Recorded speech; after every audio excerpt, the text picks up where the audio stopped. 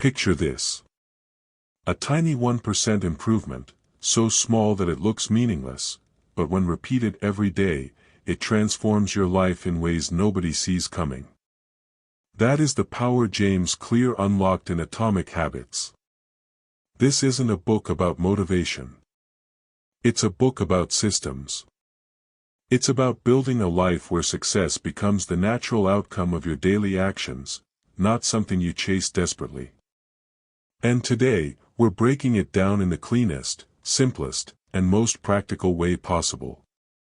Every chapter rewritten, with more clarity, more examples, and more impact. So you can walk away with habits that reshape your identity. If you want to build discipline, if you want to break bad patterns, if you want to reinvent yourself, stay with me till the end. Because this audiobook is not just information. It's transformation, hidden in daily systems. Chapter 1: The Surprising Power of Atomic Habits. Let's begin with the truth that most people ignore. Your habits are creating your future, whether you are aware of them or not. Every action you take is a vote for the person you're becoming. Brushing your teeth once does nothing. Saving 100 Indian rupees once changes nothing. Going to the gym for a single day doesn't transform your physique. But repeated small actions, repeated tiny steps, repeated 1% shifts, they become unstoppable. We live in a world obsessed with big wins. People want transformation instantly. They want viral success without consistency. They want results without rituals. But James Clear flips the script. Small habits are the real compound interest of self-improvement. Think of it like this. If you improve by just 1% every day, you don't become 365% better. You become 37 times better. That's the power of compounding. The same rule applies to negative habits. 1% decline every day doesn't feel like much, until you wake up years later wondering why your life collapsed quietly. This is the central message. You do not rise to the level of your goals. You fall to the level of your systems. Goals are directions. Systems are the engines that get you there. You can set a goal to become fit, but if your system is eating late-night snacks and skipping workouts, the system wins. You can set a goal to become successful, but if your system is procrastination and distraction, the system wins. You can set a goal to become mentally strong, but if your system is scrolling endlessly and comparing yourself constantly, the system wins. The first chapter of Atomic Habits teaches you to respect the invisible patterns shaping your life. The plateau of latent potential. This is a core psychological phenomenon. Progress doesn't follow a straight line. You put in effort for 2 weeks, 3 weeks, even 2 months. And nothing seems to change. This is where 99% of people quit. But what they don't realize is this. Results take time to reveal themselves. There's a hidden valley where improvement is building, but not yet visible. James Clear calls this the valley of disappointment. Imagine an ice cube at -1 degree Celsius. You heat it to 0 degrees Celsius. Nothing happens. At 1 degree C, 2 degrees C, still nothing. But at 1 degree Celsius more, suddenly, the cube turns to water. Did that final degree make it melt? No. Every degree contributed, but only one made the change visible. Habits work exactly the same way. You feel nothing changing. Until everything changes at once. This is why consistency is more powerful than intensity. Focus on trajectory, not results. At any moment, don't ask yourself, do I have results yet? Ask, Am I heading in the right direction? Because your current results are a reflection of past habits. Your future results reflect the habits you start today. People underestimate what they can achieve with steady progress. Because steady progress feels boring. It feels slow. It feels invisible. But slow progress builds impossible, unstoppable momentum. Good habits make time your friend. Bad habits make time your enemy. Every day a bad habit grows, your life gets worse in ways you don't immediately see. Skipping one workout feels harmless, until it becomes identity. Overspending one weekend feels normal, until your finances suffocate you. Checking your phone first thing in the morning feels casual, until it becomes your entire dopamine system. But good habits? They flip the equation. Every positive action creates a ripple long before you notice the wave. You read 2 pages today.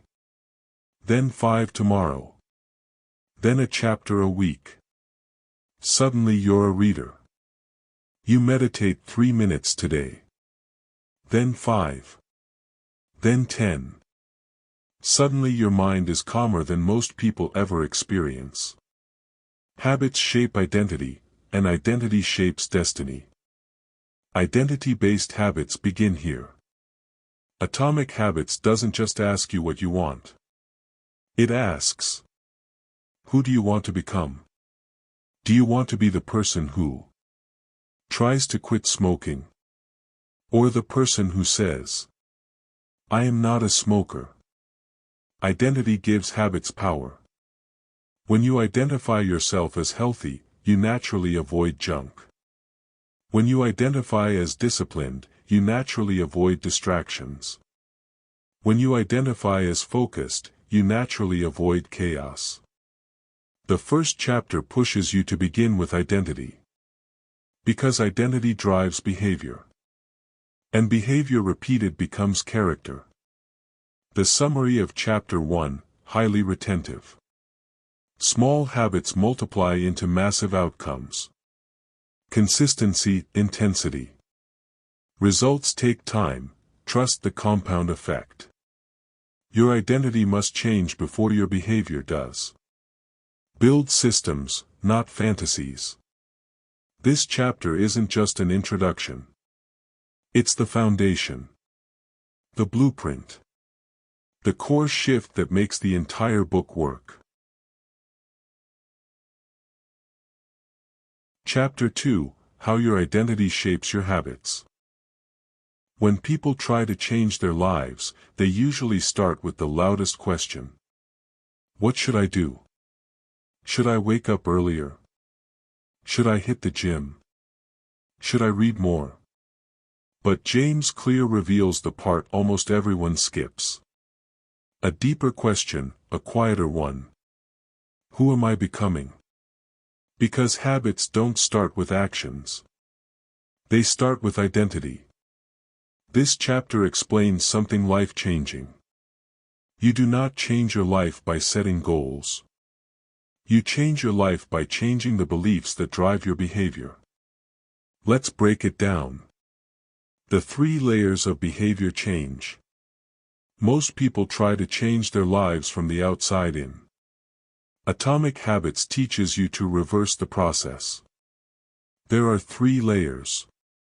1. Outcomes, what you get. Losing weight. Writing a book. Earning more money. Running a marathon. This is where most people focus. 2. Processes, what you do. Going to the gym. Writing 500 words. Saving money. Practicing daily. Better, but still not the deepest level. 3. Identity, what you believe. I am a disciplined person. I am a writer. I am someone who doesn't quit. I am healthy. This is the core. James Clear says, the ultimate form of intrinsic motivation is when a habit becomes part of your identity. Because when you believe something about yourself, you don't have to force the behavior anymore. It becomes natural. Identity habits identity loop. Your identity shapes your habits. And your habits shape your identity. It's a loop. You act according to the person you believe you are. And every action becomes a vote for the person you want to become. Let's imagine you want to stop smoking. Most people say, "No thanks, I'm trying to quit." But James Clear says the true shift is when you say, "No thanks, I'm not a smoker." Do you feel that difference? One is a battle. One is a transformation. One is temporary. One is permanent. When identity changes, behavior follows. Why most people fail to change? Because they try to change behavior, not beliefs. They attack symptoms, not the root. They try to force new habits while still holding on to old identities. I want to wake up early, but identity says, I'm not a morning person. I want to save money, but identity says, I'm bad with finances.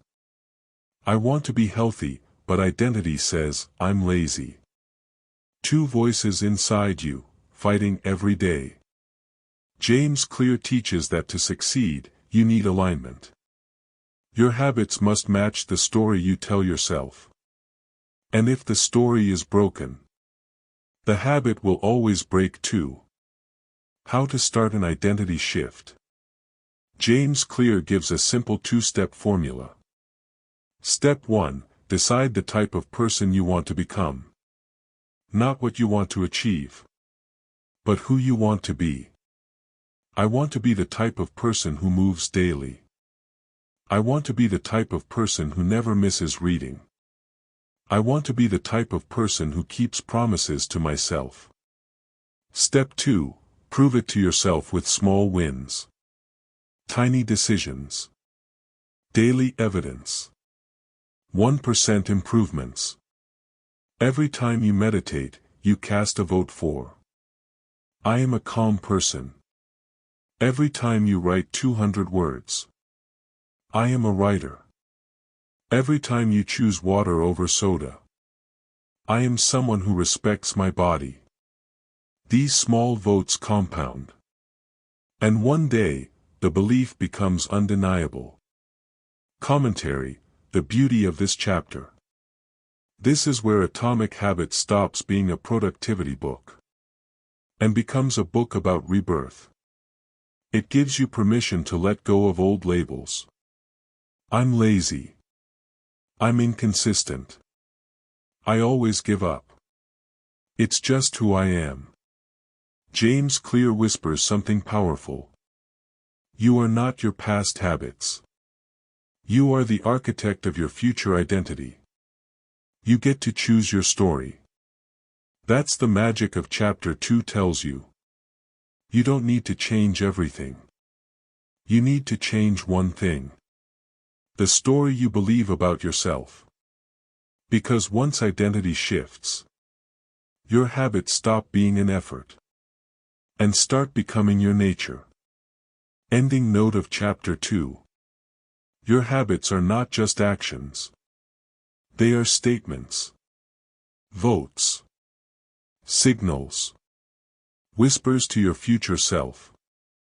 Every small behavior is telling a story about who you are becoming. So ask yourself, what identity will I choose today? And remember, small wins build strong identities. Consistency builds character. Identity builds destiny. You are becoming someone. And now, you get to decide who that someone will be.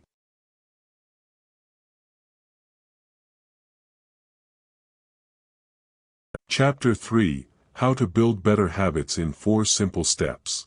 Your life, right now, is a collection of tiny behaviors, some supporting your future, some silently destroying it. But behind every habit, good or bad, lies a universal pattern.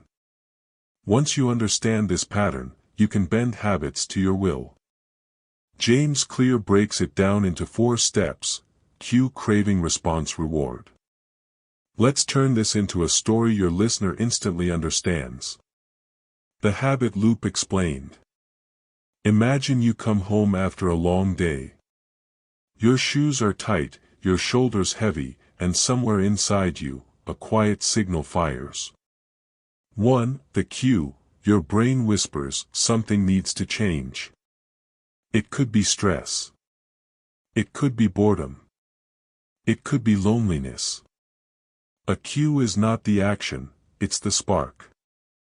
It's the moment your brain notices an opportunity to feel different.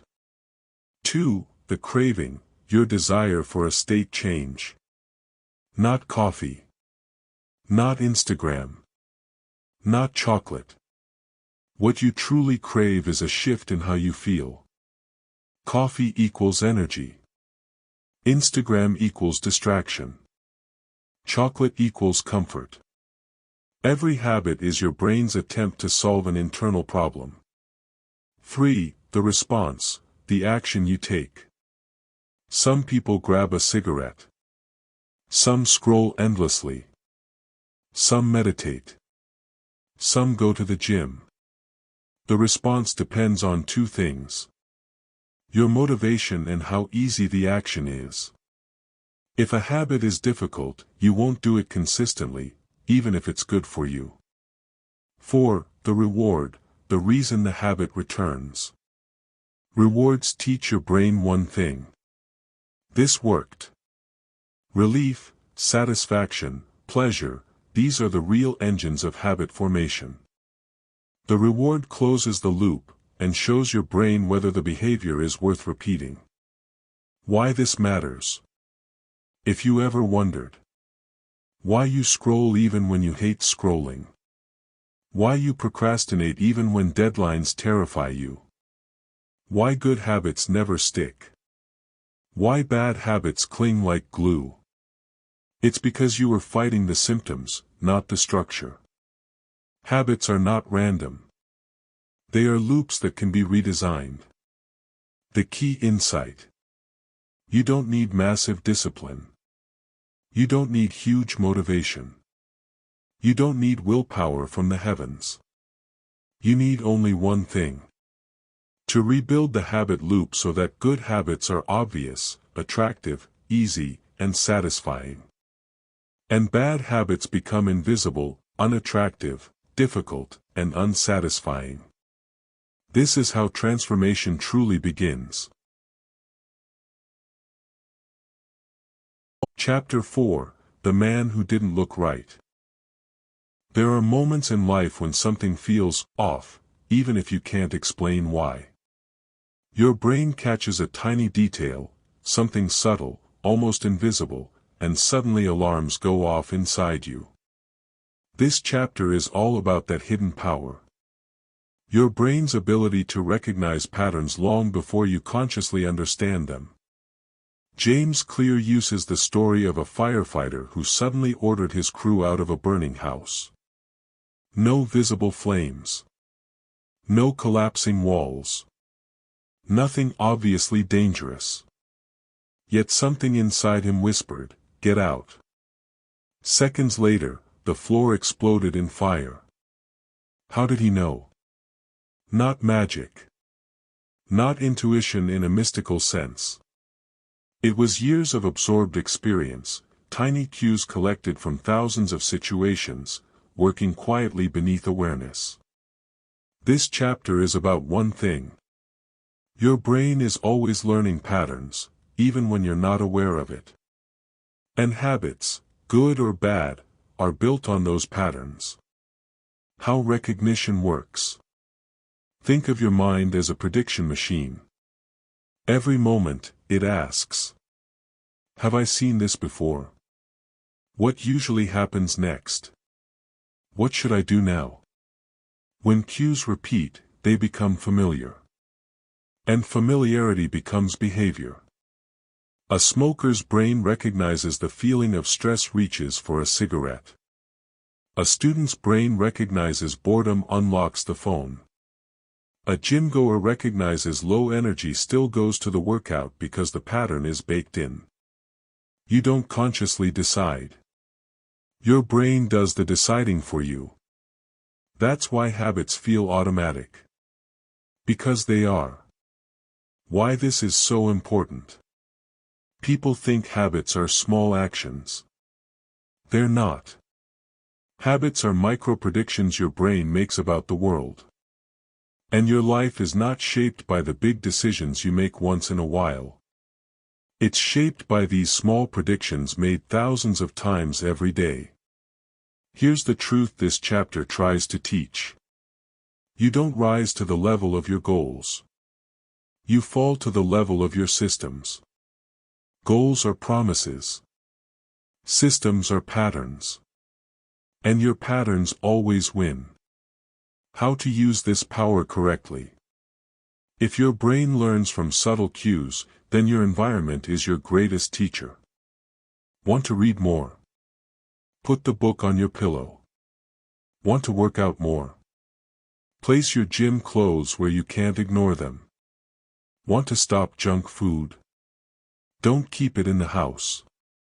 Your brain can't crave what it doesn't see. This is the real message of the chapter. You don't fight habits.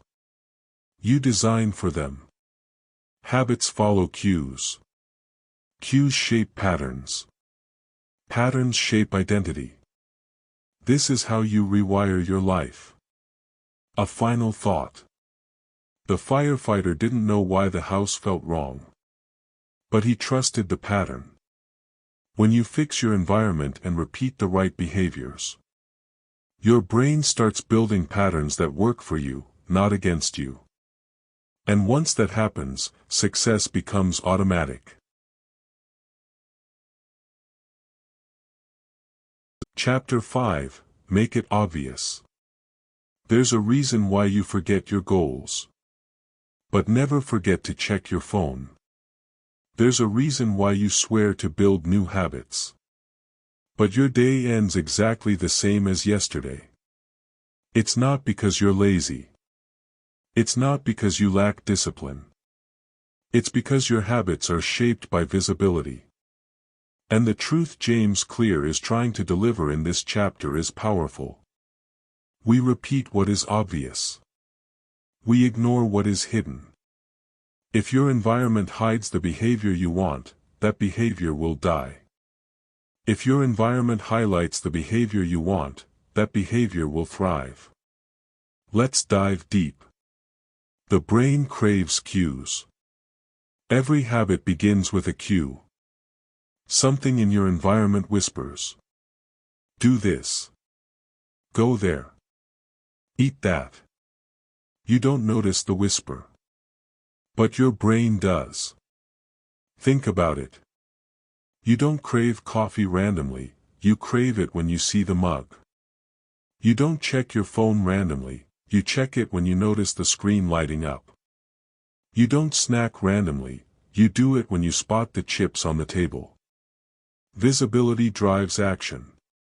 What you see shapes who you become. The problem isn't you, it's your environment. People rely on motivation. But motivation is a myth unless your environment supports it. You don't need more motivation. You need fewer obstacles. You don't need more discipline. You need better surroundings. James Clear simplifies the entire idea of habit formation in one line. Make the habit obvious. Remove the clutter. Highlight the cue. If you want to meditate, place your mat where you step in the morning. If you want to journal, keep the notebook on your pillow so it touches your hand every night. If you want to drink more water, keep a bottle on your desk, not inside your bag. The clearer the cue, the faster the behavior becomes automatic. The implementation intention. This chapter introduces one of the most underrated techniques in behavioral change. I will do X at Y time in Z location. It sounds simple, but it's transformational. Example. I will study at 7 p.m. in my bedroom. I will walk for 15 minutes after lunch outside my building. I will read for 20 minutes before bed on my couch. When you define time plus place plus action, something magical happens. Your brain no longer negotiates. It executes. You eliminate confusion. You eliminate delay. You eliminate doubt. Clarity becomes momentum. Habit stacking, the secret weapon. This is the real breakthrough. Attach your new habit to something you're already doing. Your existing habits are anchors. They're stable, predictable, automatic. So you plug new behaviors into old routines. Examples. After I brush my teeth, I will meditate for 1 minute. After I make my bed, I will read 1 page. After I brew coffee, I will write my to-do list. Your brain loves sequences. When one action becomes a cue for the next, habit change becomes effortless. You don't create time. You connect behaviors like puzzle pieces. Why this works? Because your brain hates uncertainty. When the next action is obvious, you don't think, you act. When the habit is predictable, you don't resist, you follow. This entire chapter boils down to one rule.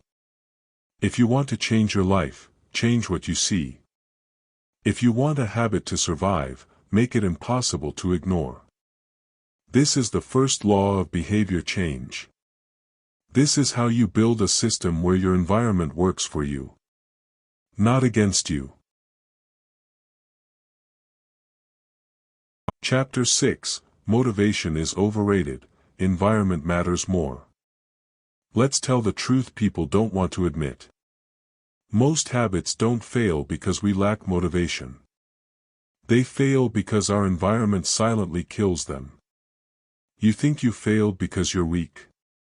Because you're inconsistent. Because you don't have enough willpower. No. You failed because your surroundings were designed to make you fail. And this chapter from Atomic Habits hits you with a revelation. Your environment is stronger than your desire. Every single time. Let's break that open. Why motivation isn't enough. Motivation is a spark, bright, powerful, inspiring. But temporary. It's the firework in the sky. Beautiful for a moment. Gone the next. And yet people depend on it. They wait for the perfect day. The right mindset. The fresh energy. But habits don't grow in moments of motivation. They grow in the everyday world. The messy, distracting, overwhelming world around you. That's why James Clear reveals a hard truth. Good habits are easier when your environment supports them. Bad habits are inevitable when your environment enables them. The world shapes you, silently. Think about this.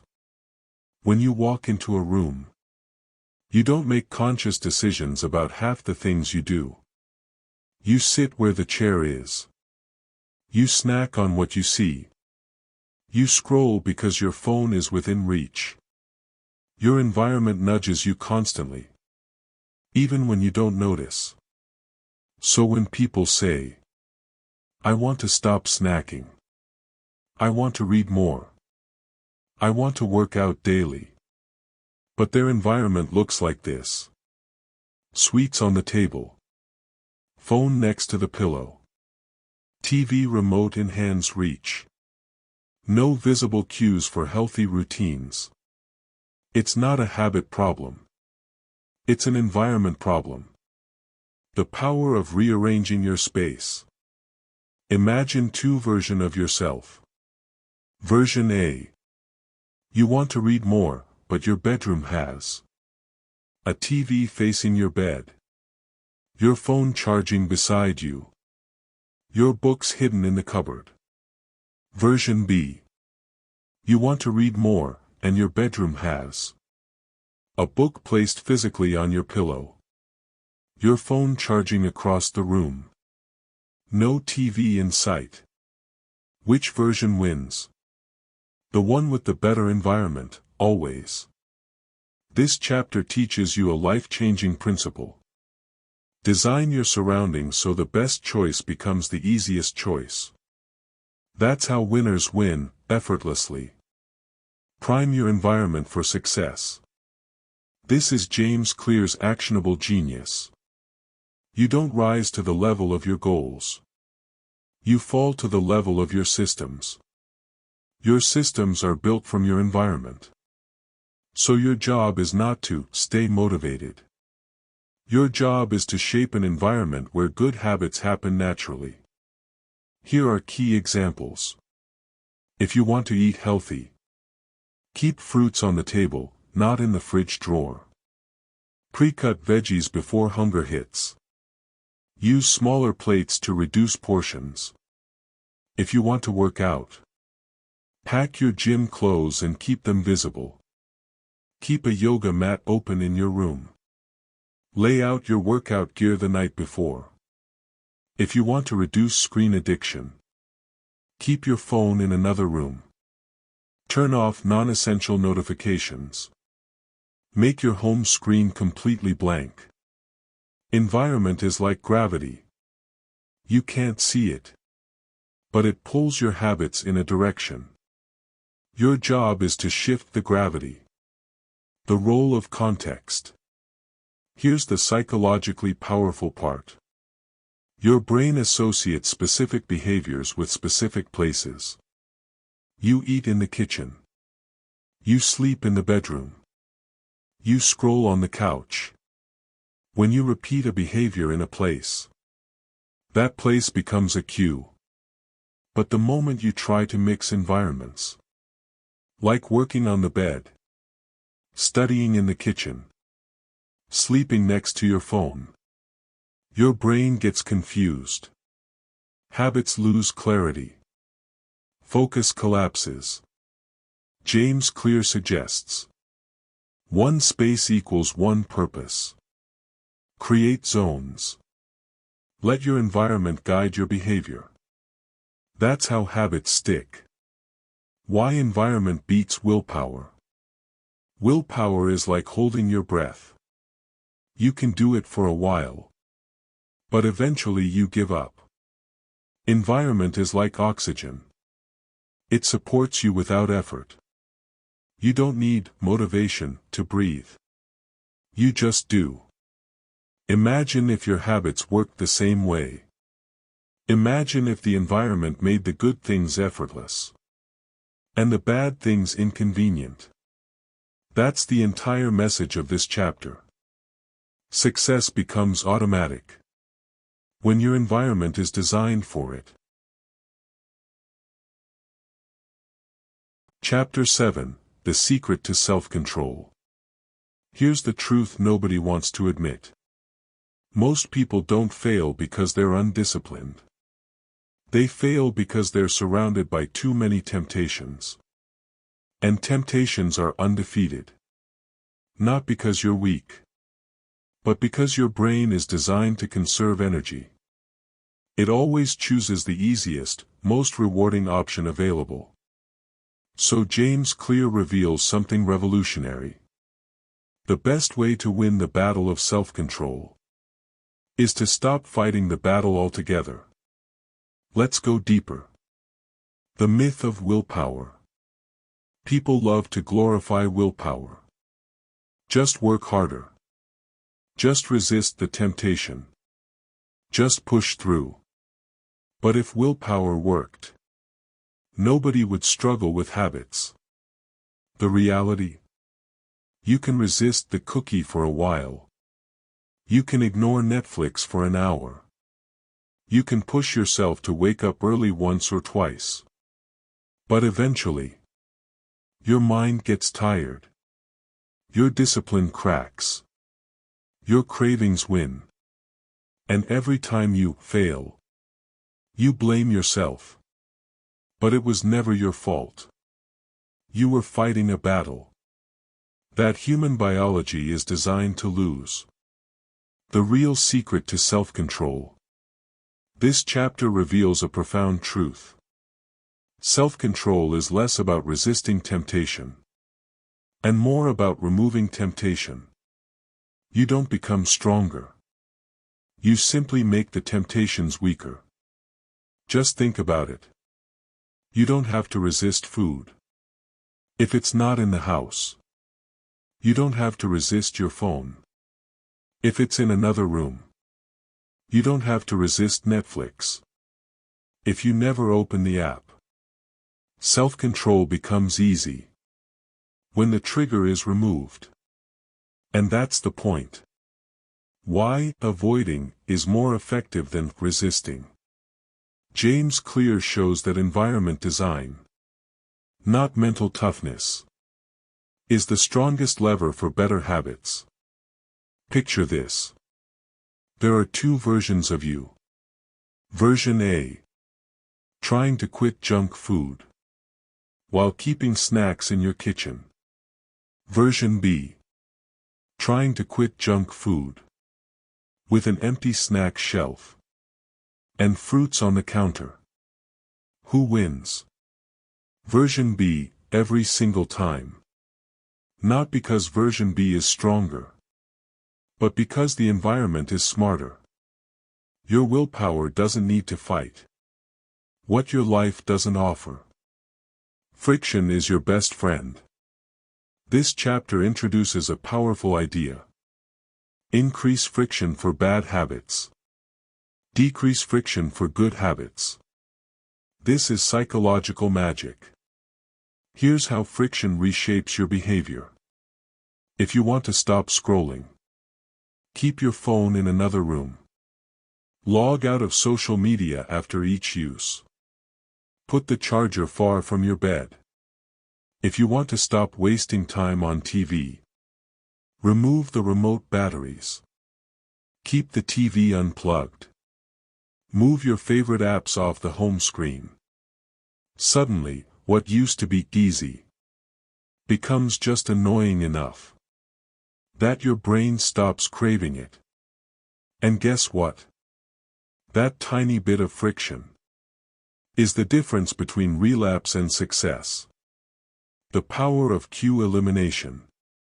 Habits are loops. And every loop begins with a cue.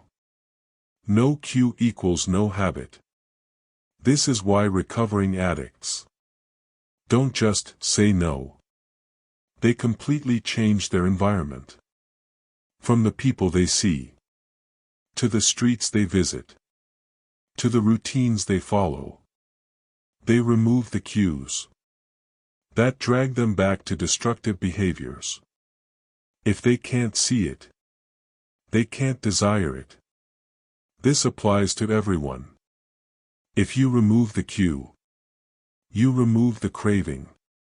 You don't need more self-control, you need less temptation.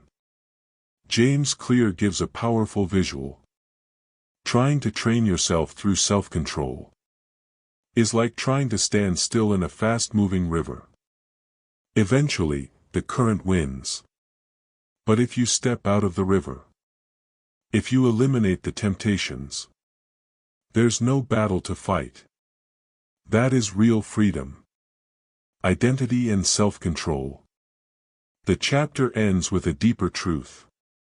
The ultimate form of self-control is becoming the kind of person who doesn't need it.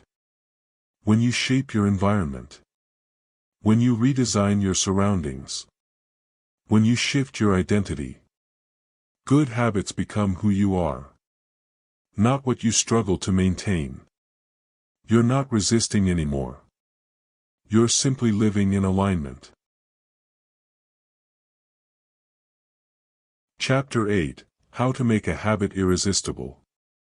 If Chapter 7 taught you how to weaken bad habits, Chapter 8 teaches you how to supercharge the good ones. This is where your habits stop feeling like a chore and start feeling like a craving. Because here's the truth. People don't stick to habits because they're important. They stick to habits because they feel good. And James Clear reveals the psychology that turns a simple action into a magnetic pull. Something your brain wants to return to, again and again. Let's dive deeper. The brain's reward system, your hidden enemy and ally. Your brain is a prediction machine. Every moment, it tries to estimate. Will this thing feel good? Is this worth my energy? Will this bring me pleasure or pain? And here's the stunning discovery. Your desire for a habit is stronger than the pleasure from the habit itself. Think about it. You crave the taste before eating the food. You crave the dopamine hit before opening Instagram.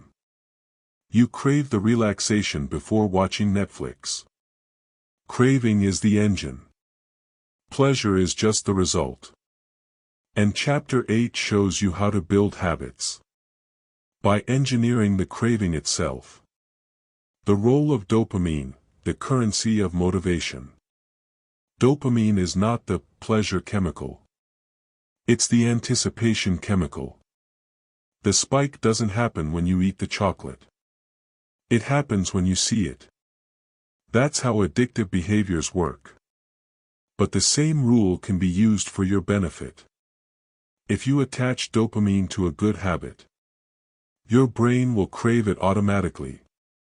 This chapter teaches you how to do exactly that. The secret technique, temptation bundling. This is one of the most powerful ideas in the book. It works like this. Pair something you want to do with something you need to do. Examples. Only listen to your favorite music playlist while going for a walk. Only drink your favorite coffee after finishing the first task of the day. Only watch your favorite show while folding laundry. Only use your fun gadgets after completing your reading. Suddenly, the boring habit is tied to something delightful. Your brain begins to crave the habit because it unlocks the reward. This is dopamine engineering. It's simple. It's powerful. And it works like magic. The Premack principle, why children love ice cream. James Clear builds on the earlier idea. By introducing the Premack principle, a more desirable behavior can reinforce a less desirable one. Parents use this all the time. You can play games only after homework. But adults can use it too. You can check Instagram only after writing one page. You can drink your evening tea only after a workout. You can relax only after completing your top priority. This transforms discipline into a self-rewarding cycle. You stop forcing yourself. Your habits start pulling you forward. The role of culture and community. Here's something eye-opening. People naturally copy the habits of three groups. The close, the many, the powerful. This means your habits aren't just personal. They're social. When everyone around you lives a certain lifestyle, your brain copies it without thinking. This is why going to the gym becomes easier when your friends do it. Reading becomes natural when your environment values learning. Healthy eating becomes normal when people around you care about health. Chapter 8 teaches you this. Surround yourself with people who embody the habits you want. Their energy becomes your standard. Their behaviors become your baseline. Their identity becomes your influence. The hidden layer, identity plus desire. This chapter finally ties the psychology neatly. You can make habits irresistible by designing a system where Good habits produce anticipation. Good environments produce desire. Good identity produces belief. When you combine all three, habits stop feeling forced. They feel familiar, natural, automatic, inevitable. That's how irresistible habits are created. The real transformation. When you master the ideas in this chapter, your life shifts in a profound way. You stop fighting your habits. You start flowing with them. You stop relying on discipline. You start relying on desire. You stop trying to force change. You start designing a life where change is the natural outcome. This is the difference between struggling to become your best self and effortlessly becoming your best self.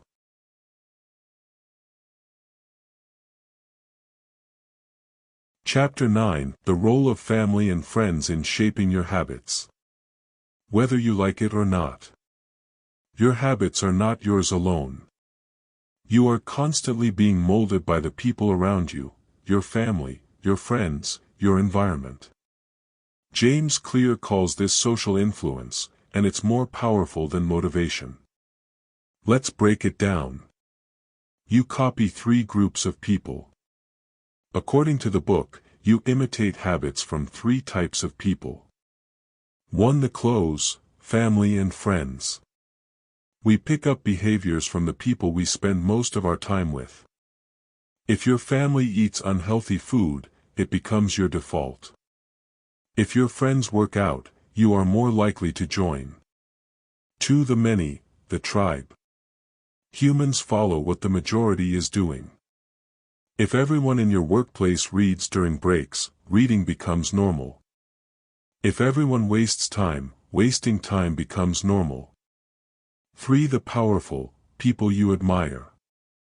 We copy people who seem confident, successful, or respected. This is why role models matter. Their habits become the habits we aspire to. 2. Your desire to belong shapes your actions. We are social creatures. We crave acceptance. And because of that, we adopt habits that help us fit in. So if your environment values fitness, you work out. Money literacy, you save. Productivity, you improve. Laziness, you fall behind. Belonging often beats discipline. 3. How to use community to build better habits. James Clear gives a powerful strategy. Join a group where your desired behavior is the normal behavior. For example, want to be healthier? Join people who love healthy living. Want to study daily? Be around people who take academics seriously. Want to grow your channel? Surround yourself with creators who upload consistently. The environment pulls you forward. 4. How to protect yourself from negative influence. Not every circle lifts you. If the people around you gossip, waste time, complain, sabotage their own goals, you will eventually mirror the same. Sometimes growth requires distance. Choose environments that support your highest potential, not your weakest habits. Chapter Summary. Your habits are shaped by the close, the many, the powerful. If you want to change your life, change your environment. Surround yourself with people who are living the life you want. Your tribe becomes your destiny. Chapter 10: How to Find and Fix the Causes of Your Bad Habits. Bad habits are not random. They don't appear out of nowhere. Every bad habit in your life has a root cause, a trigger that keeps repeating. And until you identify that trigger, the habit will never truly disappear. Let's decode this chapter in a way that hits hard and sticks forever. 1. Every habit starts with a cue. James Clear explains that habits follow the same pattern. Cue, craving, response, reward. If you want to fix a bad habit, don't fight the habit itself. Fight the cue that activates it. Examples. You scroll Instagram not because your phone is magical, but because boredom is the cue. You overeat not because food controls you, but because stress is the cue. You procrastinate not because you're lazy, but because fear or overwhelm is the cue. Remove the cue and the habit collapses. 2. Make the cue invisible. This is the first law of behavior change: inversion, make it invisible. Want to reduce junk food? Hide it. Don't let your eyes see it. Want to stop scrolling? Remove social media apps from the home screen. Want to read more? Keep your book on your pillow. Your environment is always shaping your behavior, silently, powerfully. 3. Bad habits are solved by cutting the link. To break a bad habit, you must weaken the relationship between the cue and the reward. For example, if you smoke to relieve stress, learn a new way to relieve stress. If you drink to feel confident, practice confidence building rather than alcohol. If you binge watch to escape, create healthier escapes. You can't remove a reward. You replace it. 4. The habit scorecard trick. James Clear gives a simple but brutal method. Write down all your habits. Mark each one as positive, negative, neutral. Now ask, what cue triggers this bad habit? Is the cue physical, emotional, or social? Just this one exercise can change your life. Because awareness is the first step to mastery. 5. The hidden cause: stress, boredom, and identity. Most bad habits come from stress, boredom, negative identity: I'm not disciplined, I'm not confident. Fix your identity, habits change naturally.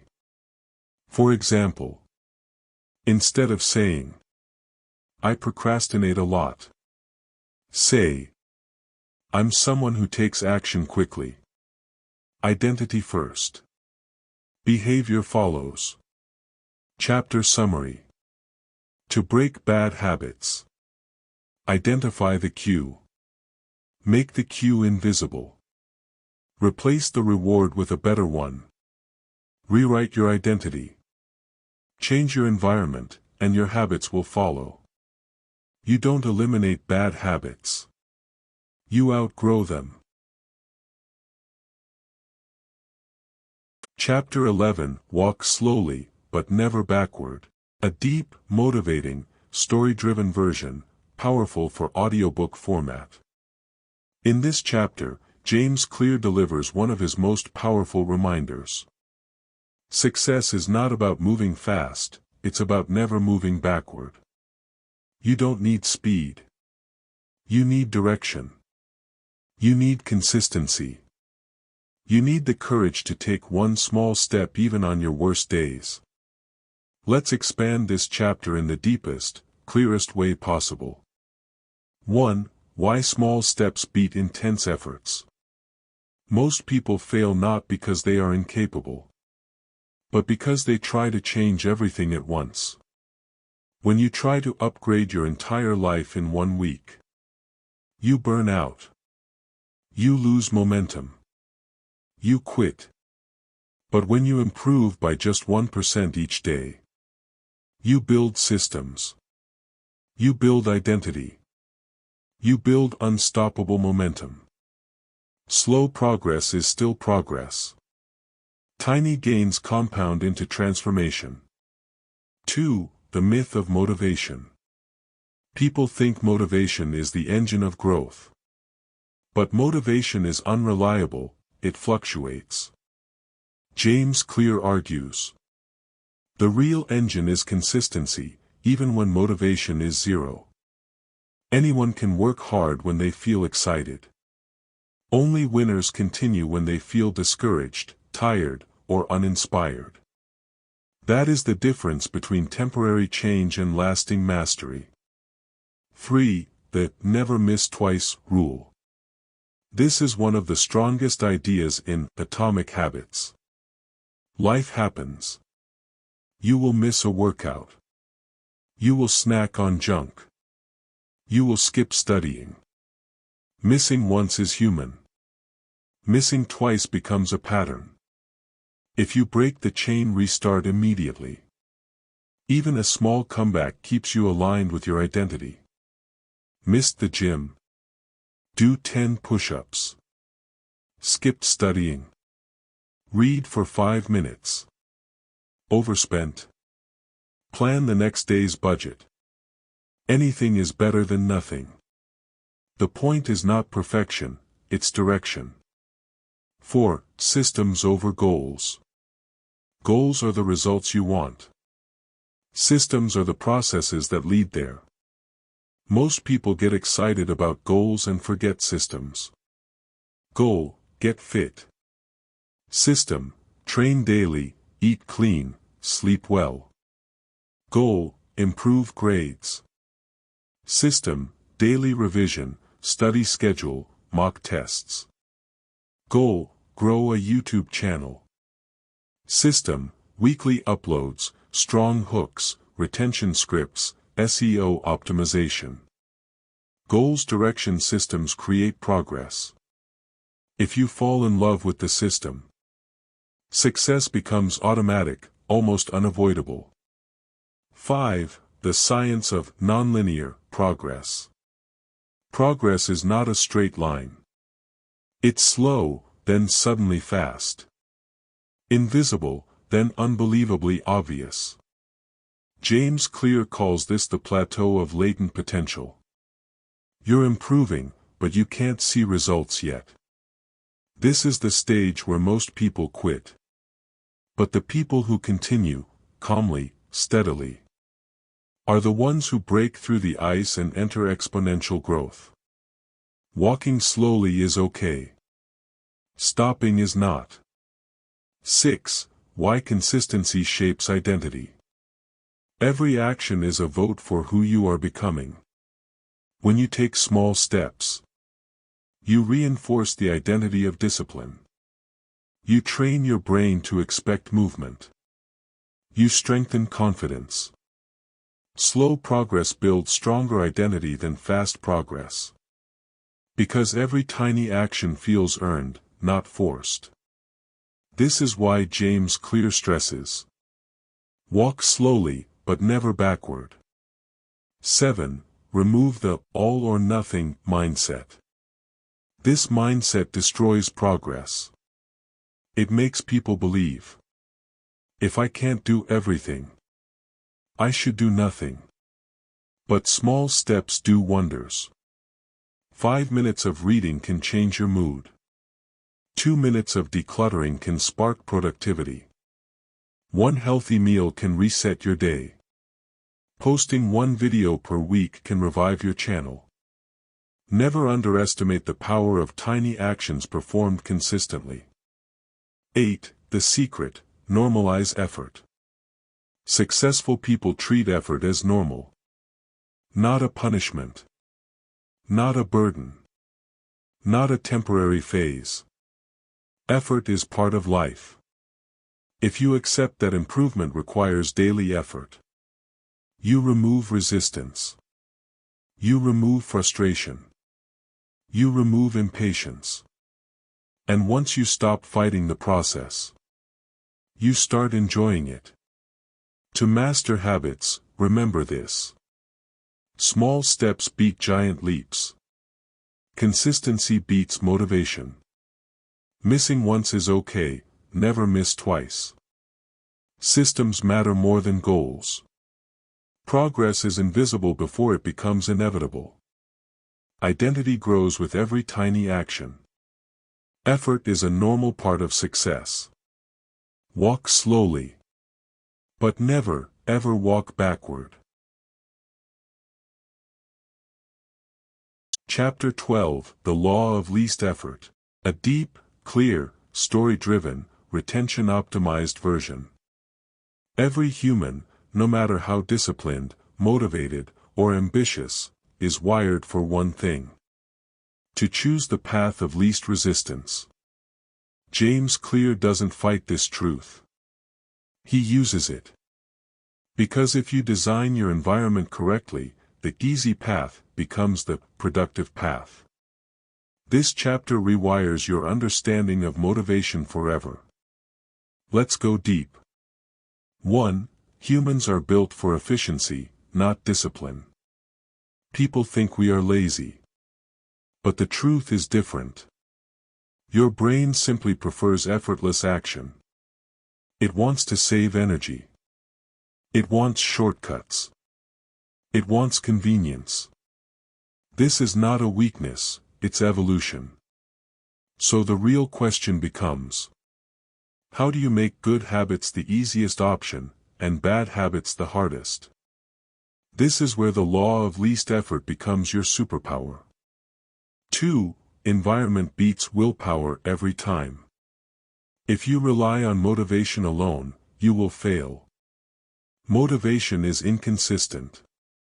Discipline is limited. Willpower is fragile. But environment? Environment is permanent. Want to read more? Put the book on your pillow. Want to eat healthy? Remove junk from your fridge. Want to build your YouTube channel? Place your script, thumbnails, and upload checklist right on your home screen. When the desired action becomes frictionless, you do it automatically. 3. The power of reducing friction. Friction is anything that makes an action harder. Extra steps. Searching. Setting up equipment. Mental load. Physical distance. James Clear shows that even 20 seconds of effort can stop a habit. But here's the magic. If you reduce friction by even a tiny amount, the habit becomes dramatically easier. Examples. Lay out workout clothes the night before. Prep your study desk before sleeping. Keep your camera, tripod, and mic ready for recording. Store healthy snacks at eye level. Each micro-reduction multiplies your consistency. 4. Increase friction for bad habits. Just like good habits need less friction, bad habits need more. Want to reduce screen time? Log out of social apps. Turn your phone grayscale.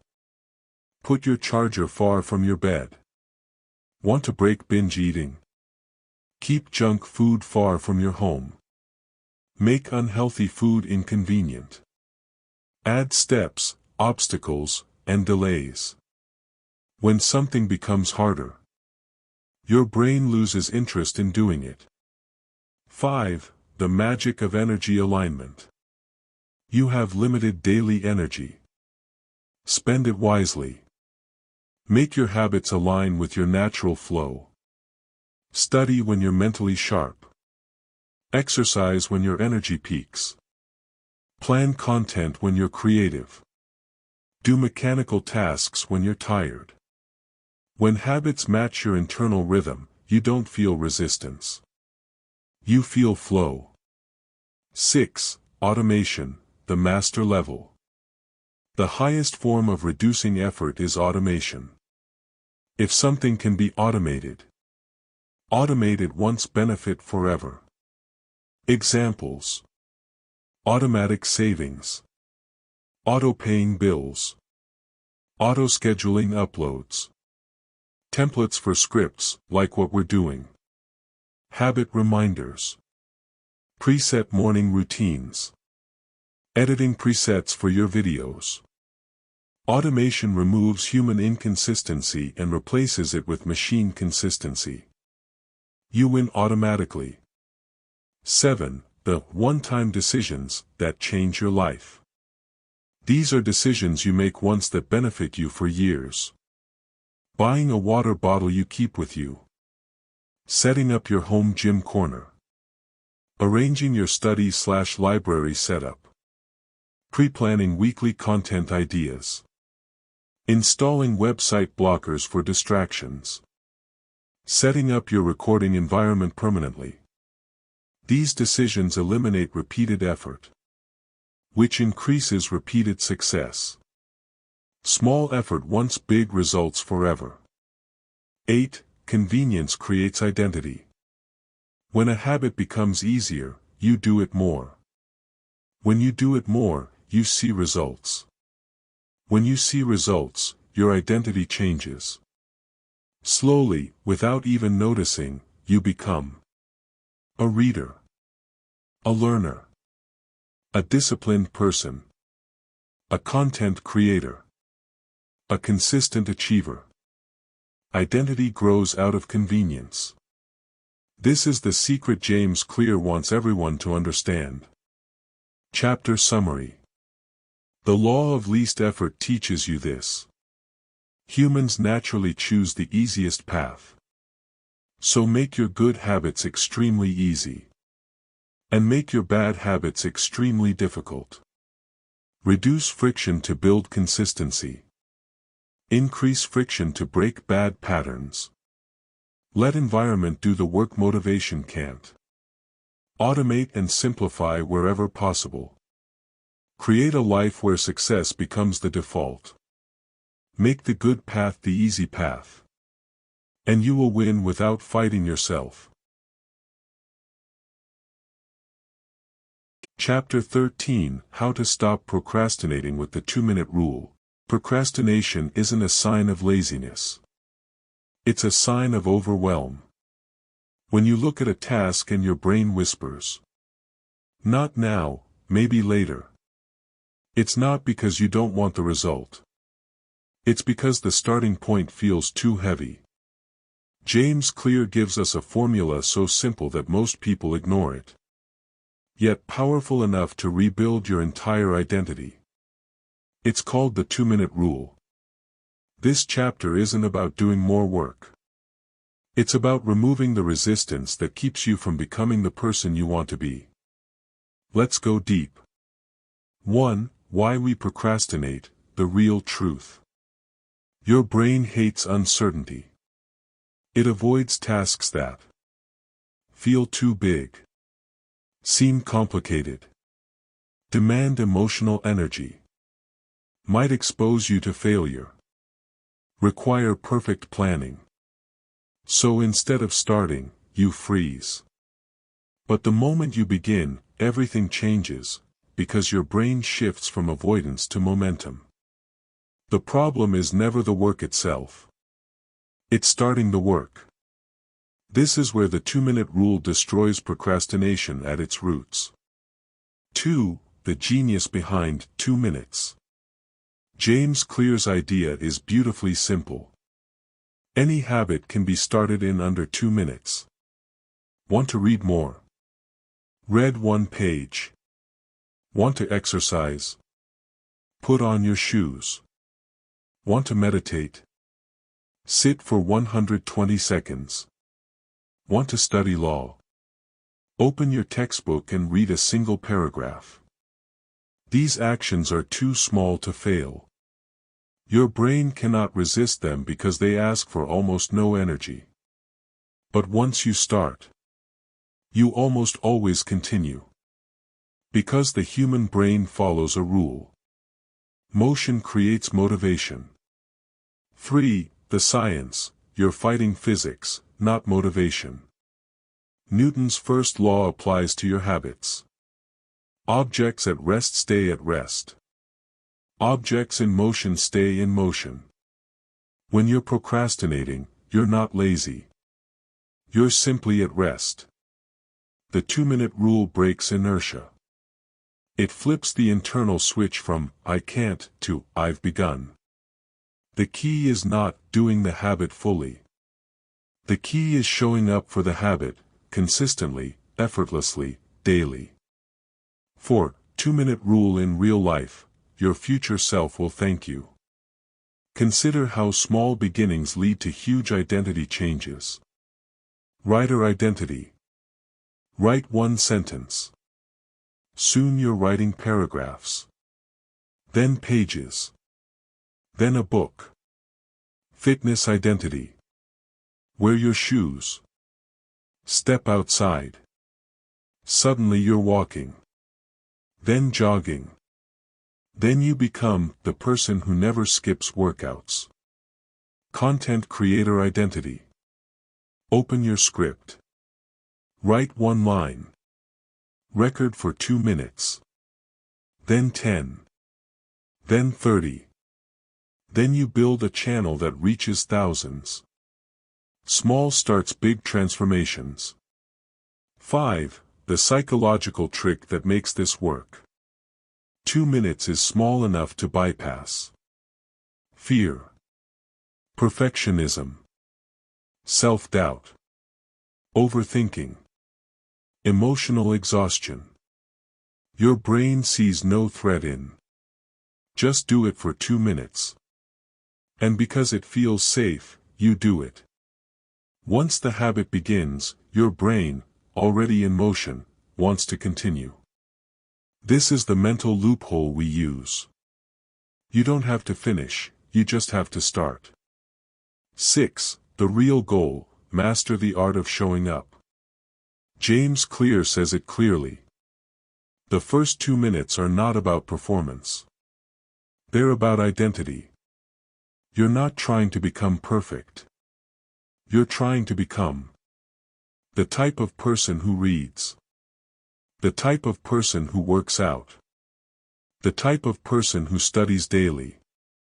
The type of person who takes action, not just makes plans. If you show up daily, even for 2 minutes, you are building the identity that eventually produces massive results. Consistency beats intensity. 7. The 2 stages of habit building. Stage 1, the 2-minute version. Your habit must be so easy it feels silly. Examples. Read 1 page. Meditate 2 minutes. Write 1 sentence. Do 1 push-up. Clean for 2 minutes. Brainstorm ideas for 2 minutes. Review your daily goals for 120 seconds. Stage 2, the real habit, naturally expands. Once you show up repeatedly, your brain asks, well, now that I'm here, why not do more?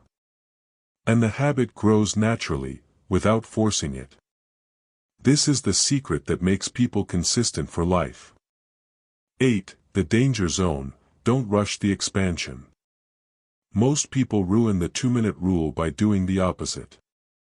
They start easy, then immediately try to go hard. That kills momentum. Instead, expand gradually. Let consistency become your superpower. Remember, small becomes sustainable. Sustainable becomes lifelong. Lifelong becomes identity. 9. Mastery comes from ease, not pressure. When habits feel heavy, the brain avoids. When habits feel light, the brain embraces. The 2-minute rule makes every habit feel light. This is why readers become voracious. Creators become prolific. Entrepreneurs become unstoppable. Not because they force themselves, but because they designed their habits to be effortless. 10. Chapter Summary. The 2-minute rule teaches you. You don't have to do the whole habit. You just have to begin. Momentum is greater than motivation. Simplicity wins over discipline. Small beginnings create big identities. The easiest version of the habit is the most powerful. Consistency beats intensity, always. Master the art of showing up, and everything else follows. This chapter is the cure for procrastination. Make it small. Make it easy. Make it automatic. Start for 2 minutes, become unstoppable for life. Chapter 14, How to Make Good Habits Inevitable, and Bad Habits Impossible. Life doesn't change because you suddenly become more disciplined. It changes the moment you redesign your environment so that your habits don't need discipline to survive. This chapter begins with one of James Clear's most powerful truths. You do not rise to the level of your goals. You fall to the level of your systems.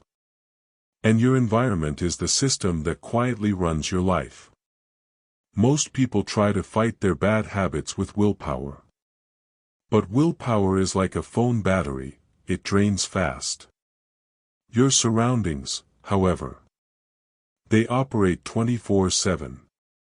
They determine what choices are easy, what temptations are close, what distractions whisper for attention, what routines feel natural, what identity feels effortless. In Chapter 14, James Clear reveals something bold. If you want consistent habits, you must make them the path of least resistance. Let's walk through how. The power of environment design. You don't need more motivation. You need fewer obstacles. Think about this. If your guitar is kept inside its case, in your cupboard, you will never play it. If your junk food is on the kitchen counter, you will always eat it. If your phone is next to your pillow, you will always scroll late at night. Your environment pulls you toward certain actions and pushes you away from others.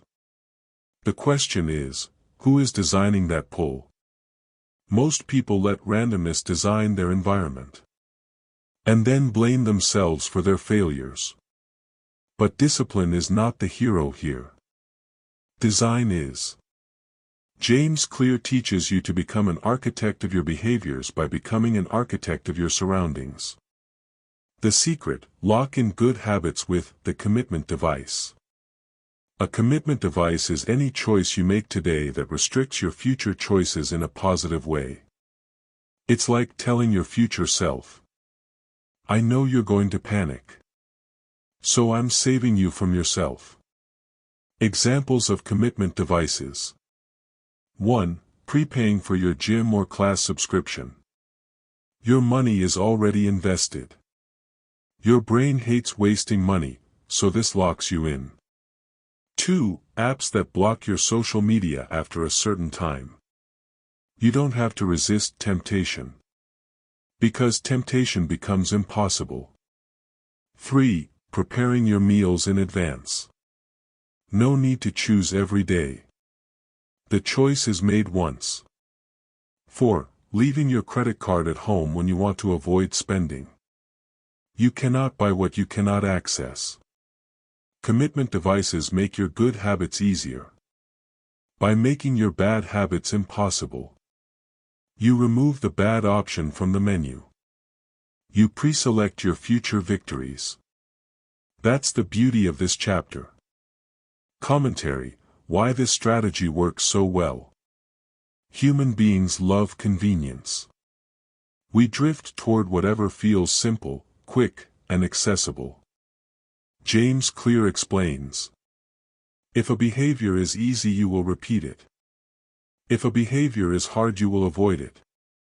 So when you're trying to change your life, do not ask, do I have the discipline? Ask instead, what does my environment make easy for me? Because environment is stronger than motivation. Stronger than willpower. Stronger than intention. If your environment supports your goals, you win even on your worst days. If your environment sabotages your goals, you fail even on your best days. That's why this chapter is one of the most important in the book. Make your good habits inevitable. You do this by preparing your environment in advance, using commitment devices, removing future decision fatigue, setting up automatic behaviors, making the desired choice frictionless. This transforms your habits from effort autopilot. 2. Make your bad habits impossible. Not difficult. Not inconvenient. Not challenging. Impossible. Take the batteries out of the remote. Uninstall the app. Throw away the junk food. Move your phone out of your room. Cancel the subscription that drains your time. You're not resisting your bad habits anymore. You're eliminating the conditions that fuel them. The best way to stop a fire is not by fighting it, but by taking away its oxygen. The beauty of identity in this chapter. This chapter also reveals a subtle truth. When your environment aligns with your identity, you stop feeling conflicted. If your identity is, I am the type of person who doesn't keep junk food at home, then not buying it feels natural. If your identity is, I am the type of person who leaves my phone outside the bedroom, then sleeping early becomes natural. If your identity is, I am the type of person who invests in systems, not motivation, then progress becomes inevitable. Identity plus environment equals unstoppable momentum. Final message of Chapter 14. Good habits don't require strength. They require strategy. Bad habits don't require guilt. They require removal. Your life changes not when you push harder, but when you design smarter. So ask yourself today, what small change can I make in my environment that will eliminate one bad habit and make one good habit inevitable? Because your environment is not just where you live. It's who you become. Chapter 15. The Cardinal Rule of Behavior Change. Why immediate rewards shape your future more than you realize. There is a rule hidden beneath every habit we form. A rule so powerful that it quietly decides what we repeat, what we abandon, and what eventually becomes the architecture of our identity. James Clear calls it the cardinal rule of behavior change. What is rewarded is repeated. What is punished is avoided. But beneath this simplicity lies an uncomfortable truth. Human beings are not designed to choose what is good for them later. We choose what feels good now. This chapter is not just about habits, it is about understanding the brain that builds them. It is about seeing the machinery behind your daily actions so clearly that you never again feel confused about why you do what you do. Take a moment and reflect on your own patterns. Have you ever promised yourself you would start exercising tomorrow? Have you ever sworn that you'd stop scrolling your phone after midnight? Have you ever told yourself you'd eat healthier, save more, read more, work more, sleep more? And yet, when the moment arrived, pleasure won. Not because you are weak. Not because you lack discipline. But because your mind is wired to seek rewards that are immediate, tangible, guaranteed, and felt in the present. Our ancestors lived in a world of now.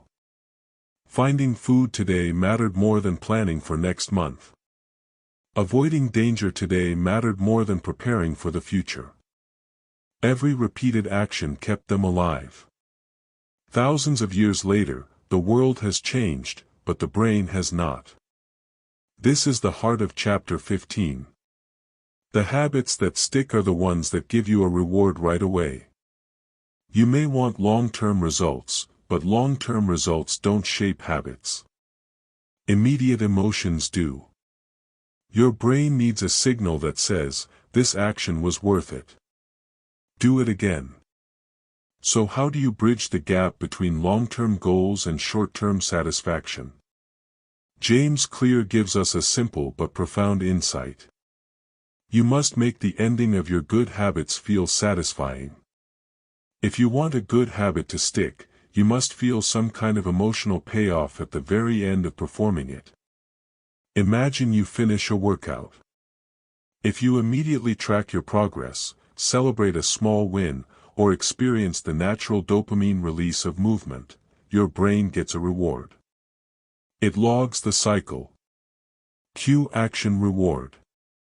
And because the reward is immediate, your brain says, repeat this. Now imagine a bad habit. You want to avoid overeating, smoking, overspending, or wasting time. But those habits feel good right away. They deliver instant relief, instant pleasure, instant comfort. That is why they stick.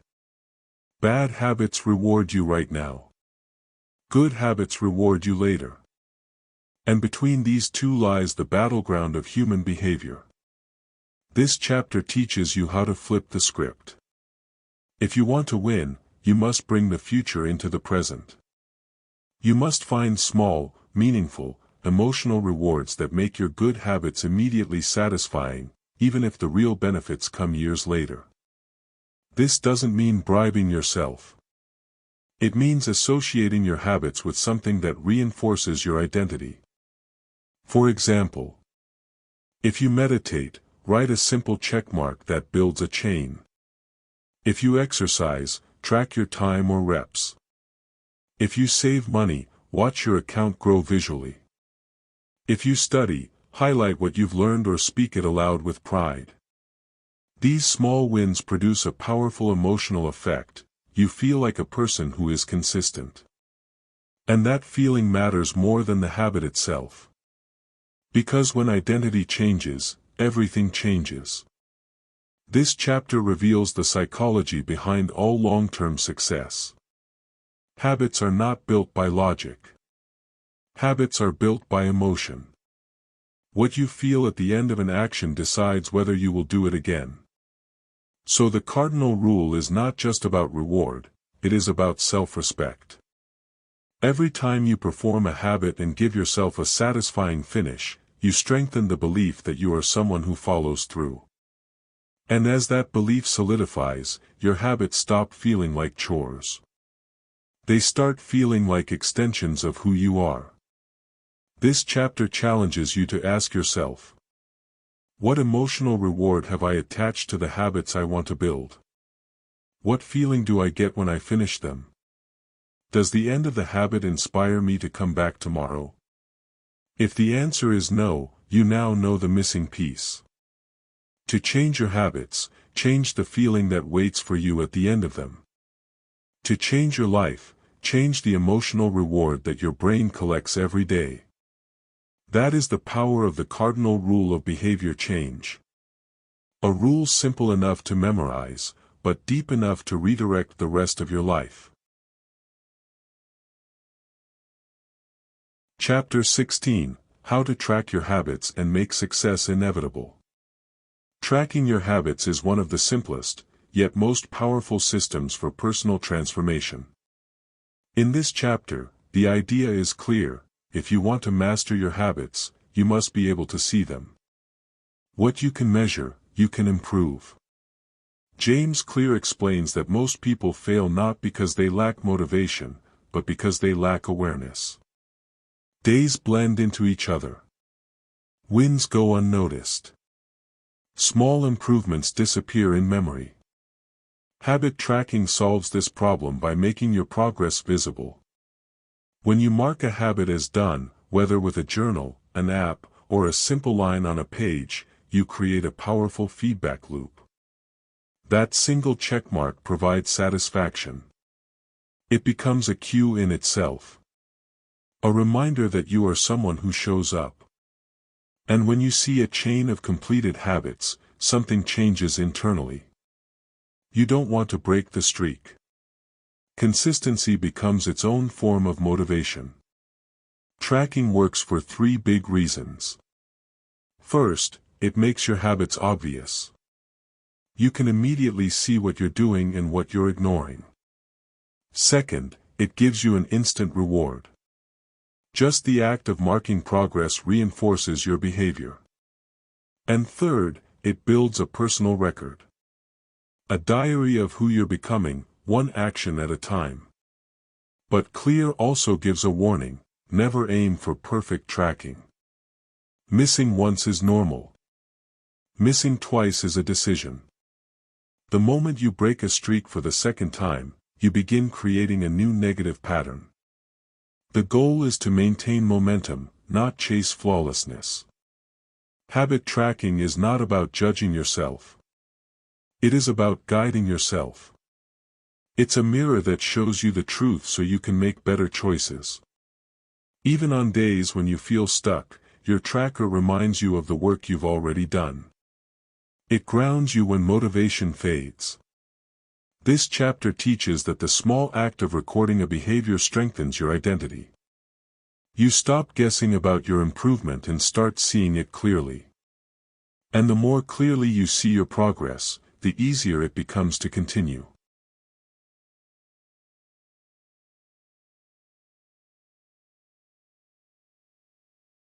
Chapter 17, How an Accountability Partner Changes Everything.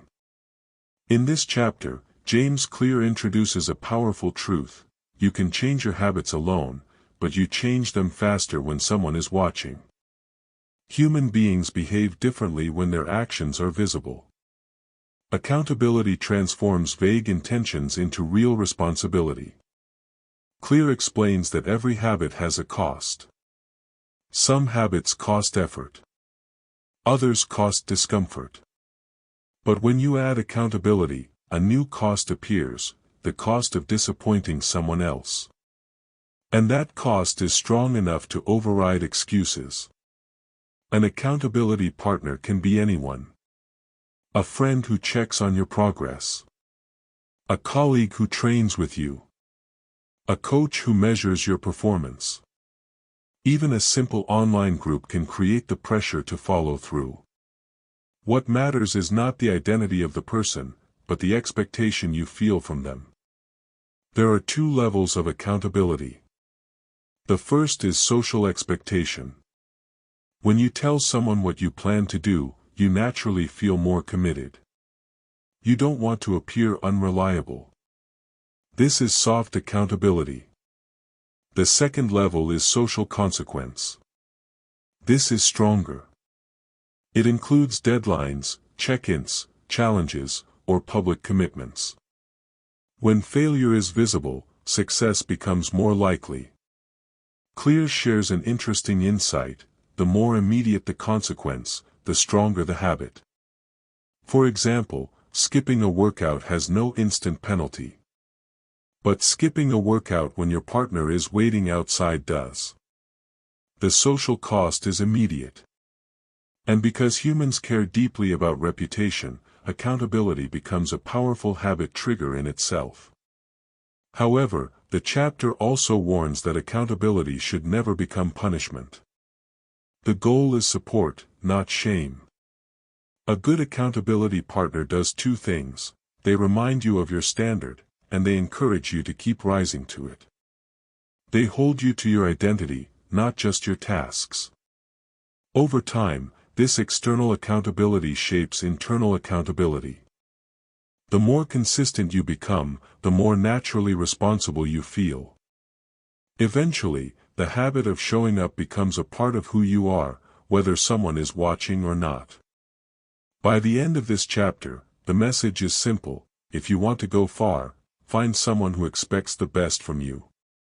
Habits may begin with self-discipline, but they grow stronger with shared discipline. The right accountability partner can make your success not just possible, but predictable. Chapter 18, The Truth About Talent: When Genes Matter and When They Don't. Sometimes, when we look at successful people, we assume they were simply born for it. Born smart. Born talented. Born disciplined. But James Clear makes something very clear in this chapter. Genes matter, but they are not the whole game. What truly matters is choosing the right habit for the right personality. Imagine two seeds. One is meant to grow in cold mountains. Another is meant for warm tropical soil. If you plant the mountain seed in the desert, it struggles. If you plant the tropical seed in snow, it dies. But if you place each seed in the environment it naturally fits, they flourish effortlessly. Human habits are exactly the same. Your genes don't decide if you will succeed. They decide where you will succeed most easily. Some people have a natural inclination toward music.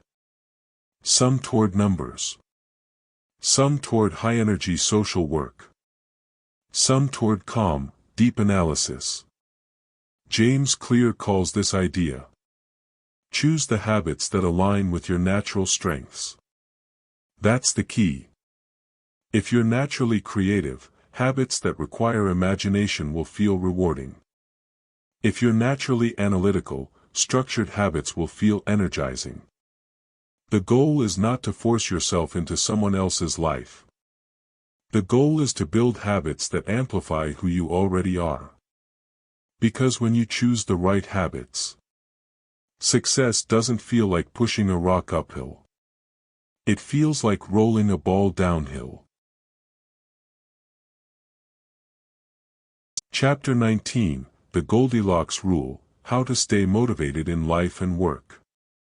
Why do we lose motivation? Why do some habits start strong, then slowly die? James Clear uncovers a simple truth. We stay motivated when a task is not too easy, not too hard, but just right. This is the Goldilocks zone. Imagine you're learning the piano. If the music is too simple, you get bored. If it's too difficult, you feel overwhelmed. But when the challenge is slightly above your current ability, not impossible, but not comfortable, your mind feels alive. Focused. Engaged. Excited. This is the psychological state athletes call flow. Time disappears. Stress disappears. Only the habit remains. James Clear explains that mastery requires two things: consistency, showing up again and again. The right level of challenge, enough to keep you interested. This is why habits die. If your gym routine is too easy you don't feel progress.